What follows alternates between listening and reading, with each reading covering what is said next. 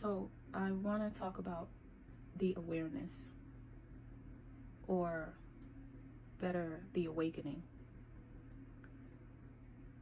And at some point in time, we are going to have to face ourselves in the mirror. From childhood, we are the vision of our parents' eyes. In adolescence, it's how our community sees us.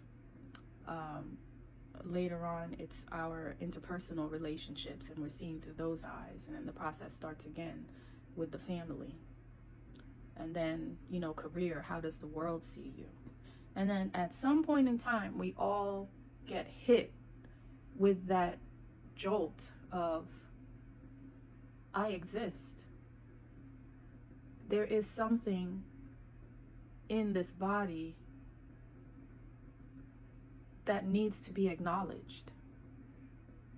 You get tired of the push and pull of going backwards and forwards for other purposes, and you lose self.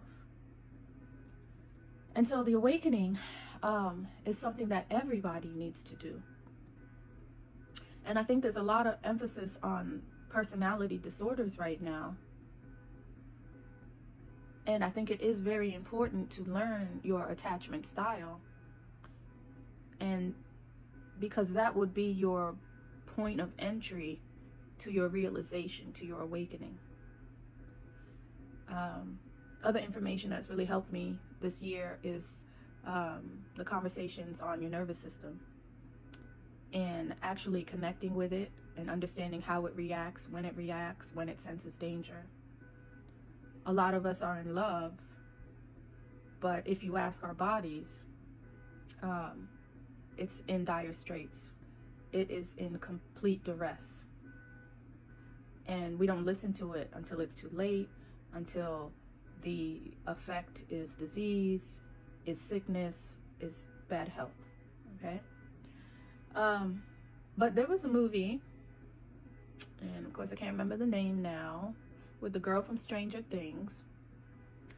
And she was sacrificed, and there was a dragon, and she had to save herself because she was abandoned by her father.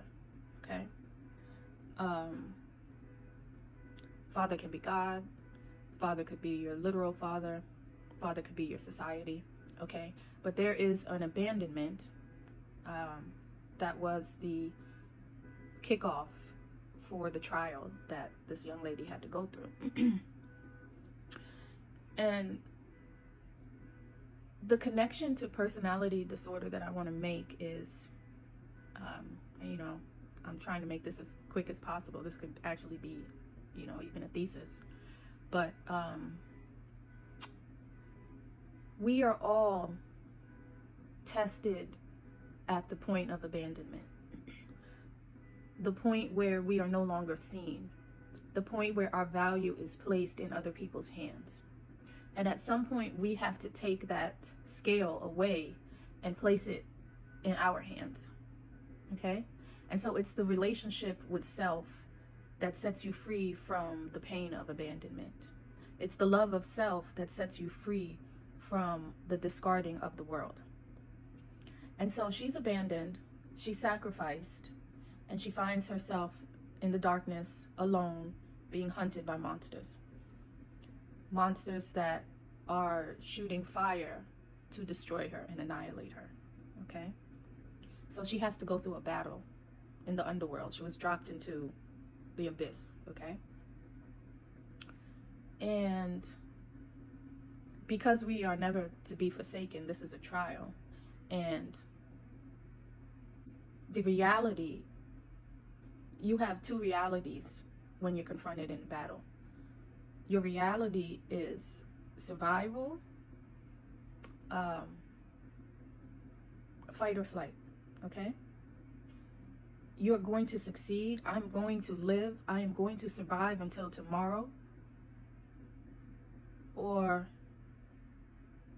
you succumb to the circumstance, all right? You really have two choices.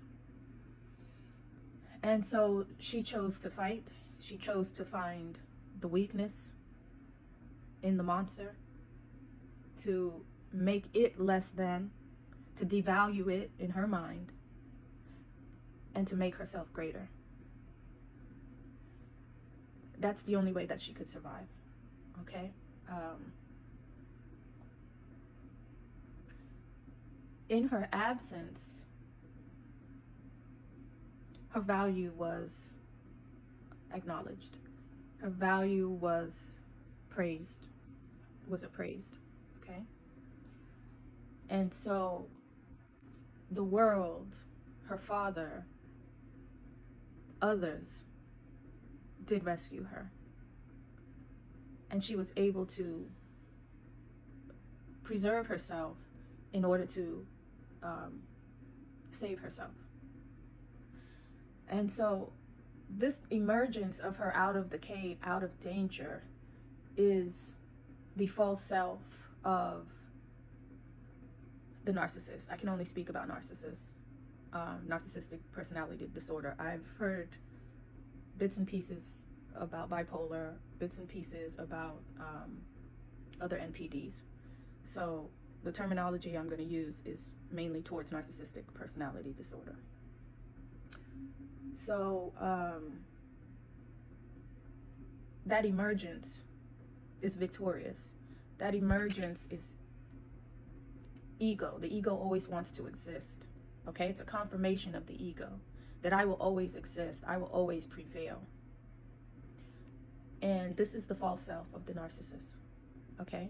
And then they enter into the world, into society, into communities with this sense of, essentially, I already died, so you can't kill me, and I'm not afraid of death. So I'm going to live life at anyone's expense. Okay?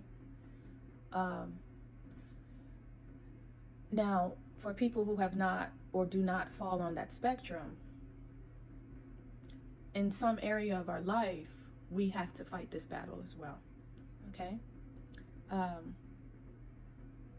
And again, that is when the awakening happens for you. The shift happens for you, as though I am strong, I am relevant, I am indestructible.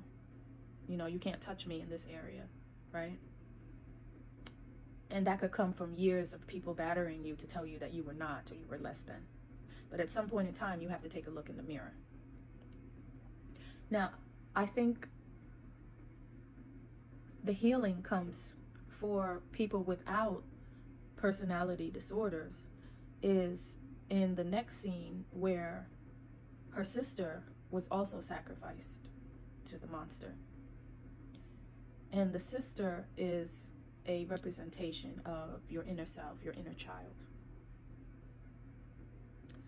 And what happens with narcissistic personality disorder is they never go back to rescue the sister, because the heroine found out that her sister was there, and she had to go back and she had to rescue that part of herself. Okay, now that part of self in a narcissist feels abandoned, is angry, is sad, is envious, is lonely, feels shame. Okay? And these emotions are what are being reflected back to you when you are in the company of a narcissist. Because there's a hierarchical element to them, they have to be better than you and you have to be less than. And so these thoughts of you not being good enough, or you not being worthy, or they're not really a reflection of you. They're a projection of those internal grievances from that abandoned part of himself, herself. And for those who are not on the spectrum, possibly could be and just don't know it, but are not on the spectrum, your challenge is to rescue that child as well. And so once you realize that you are being abused, there's an internal collapse. You know, imagine that inner child and you know, trees, or imagine that child in a house and the house on fire and the logs are just falling on top of them, right? You start to recede into this chaos, okay? And your role, your awakening, is realizing that you can rescue yourself. You on the outside that is taking the abuse, you on the outside that is denying the pain that someone who is self-aware, that someone who is awake would actually feel, you have the power to stop it. You have the power to remove yourself physically. You have the power to not contact someone physically while you heal, while you strengthen, while you're in the process of rescuing yourself. Okay? But the issue with the narcissist is that she apparently lacks the ability to look backwards. They're constantly moving forward. And not only are they moving forward as though to preserve their life, because you just got out of the dragon's lair. Are you looking back? Are you looking back? I'm never looking back, right? I'm going to continue to face forward and keep it moving. You stay someplace too long, monsters come out. Okay? So, they have an inability to look backwards. Call it tools, call it pathological synapses, whatever. They were what do you call them when things are burned at the end? You know? Yeah. So if, you know, and this is the hypothetical, if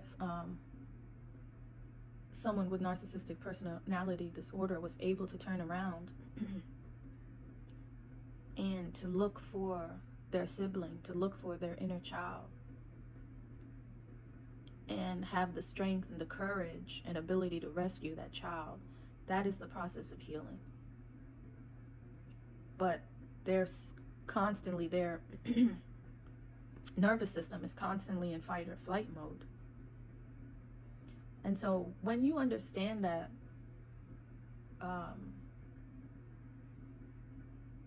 you know, because I hear a lot of people saying that the narcissist and the empath attracts like, and if you're attracted to a narcissist, you must be a narcissist. I don't agree with that at all. There's an inversion of the experience between the empath and the narcissist. Okay? There's a mirroring effect,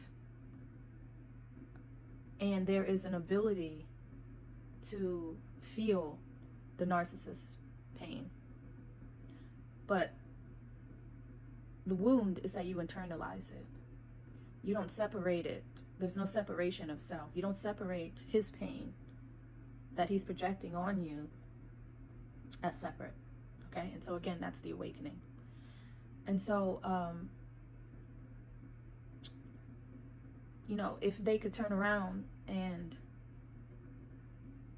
I mean, just me even having this conversation, it's like I'm feeling horrified.